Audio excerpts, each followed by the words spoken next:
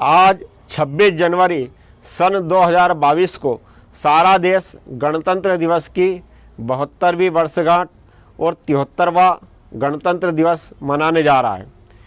हम सबको पता है कि आज ही के दिन हमारे देश का संविधान लागू हुआ था। यह संविधान को बनने में लगभग 2 वर्ष 11 माह और 18 दिन का समय लगा था। हम सब जानते हैं कि हमारा देश अंग्रेज़ों के अधीन था और अंग्रेज चूँकि यहाँ पर व्यापारी बनकर आए थे, लेकिन बाद में उन्होंने यहाँ भारतीयों पर अत्याचार करना प्रारंभ कर दिया। किसान, मजदूर, व्यापारी, विद्यार्थी या भारत का हर वर्ग अंग्रेज़ों से परेशान हो चुका था। इसलिए भारतीय महापुरुषों ने अंग्रेज़ों को भारत से बाहर निकालने का निश्चय किया।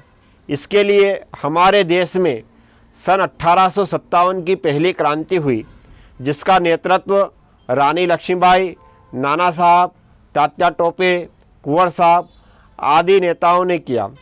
इसके पूर्व भी हमारे देश में अंग्रेज़ों के खिलाफ सन्यासी विद्रोह, खांडी विद्रोह, संथाल विद्रोह हुए, जो अंग्रेज़ों की नीतियों के खिलाफ थे। लेकिन 1857 की क्रांति को भी अंग्रेज़ों ने बड़ी निर्ममता से दबा दिया। इसका कारण यह था कि हमारा देश जो है संगठित नहीं था और संगठित ना होने के कारण इस स्वतंत्रता आंदोलन को या 1857 की क्रांति को अंग्रेज़ों ने दबा दिया। अंग्रेज़ों ने इस क्रांति को दबा तो दिया, लेकिन कहीं न कहीं भारतीयों के मन में एक स्वतंत्रता की ज्वाला धधक रही थी और इसको पुनः मतलब कि गांधी जी के नेतृत्व में जागृत हुआ। महात्मा गांधी के नेतृत्व में फिर से देश को स्वतंत्र चलाने की मुहिम चली। इसमें कुछ और महापुरुष जो गांधी जी की नीति का समर्थन नहीं करते थे, उनका मानना था कि अंग्रेज जो है ये बातों के भूत नहीं है, ये तो लातों के भूत है और ये बिना लड़ाई किए या बिना जो है डरे इस देश को छोड़ने वाले नहीं हैं। इन क्रांतिकारियों में भगत सिंह, चंद्रशेखर आज़ाद, सुभाष चंद्र बोस आदि कई ऐसे नेता थे जो अंग्रेज़ों को मार भगाने के पक्ष में थे। इसमें से हम सब जानते हैं कि सुभाष चंद्र बोस का योगदान देश की स्वतंत्रता के लिए बड़ा महत्वपूर्ण है। उन्होंने विदेशों में जाकर भारत के लिए संगठन तैयार किया और अंग्रेज़ों के खिलाफ लड़ाई लड़ी।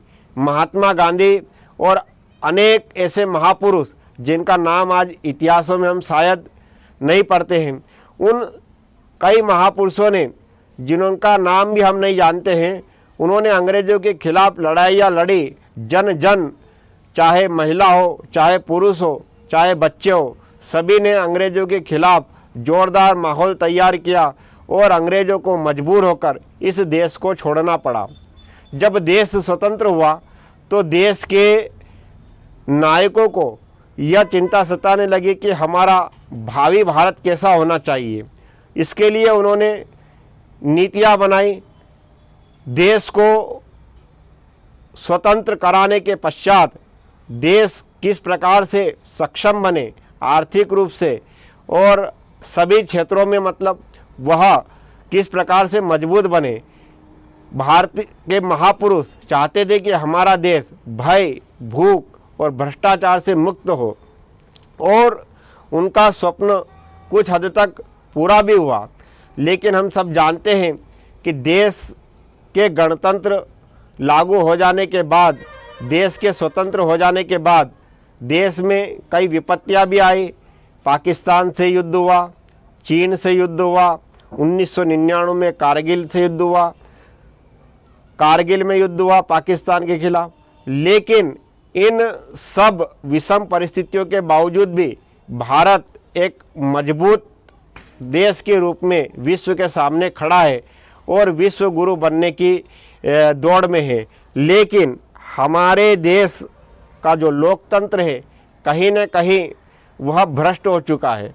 वर्तमान परिस्थितियों को हम देखते हुए ये कह सकते हैं कि आज जो लोकतंत्र में बैठे हुए या लोकतंत्र को चला रहे हैं, उन नेताओं ने आज देश में जिस प्रकार का माहौल बना रखा है, कहीं जातिवाद, कहीं प्रांतवाद और कहीं धर्म की लड़ाई, जिसके कारण आज भी देश में बहुत सारी कमियां हैं। आज के दिन हमको संकल्प लेना होगा कि हमारा देश भय, भूख, भ्रष्टाचार आदि से मुक्त हो और इसके लिए हम सामूहिक रूप से प्रयास करें। देश के जो लोकनायक है, देश के जो नेता है, देश के जो कर्णधार है, हम उनको प्रेरित करें या ऐसे मतलब कि कर्णधारों को राजनीति में ले जाए जो मतलब कि देश का भला कर सके। तभी हम इस देश के लिए कुछ कर सकेंगे। तभी हम कह सकेंगे सारे जहां से अच्छा हिंदुस्तान हमारा, हम बुलबुलें हैं इसकी, ये गुलिस्तां हमारा। जय हिंद।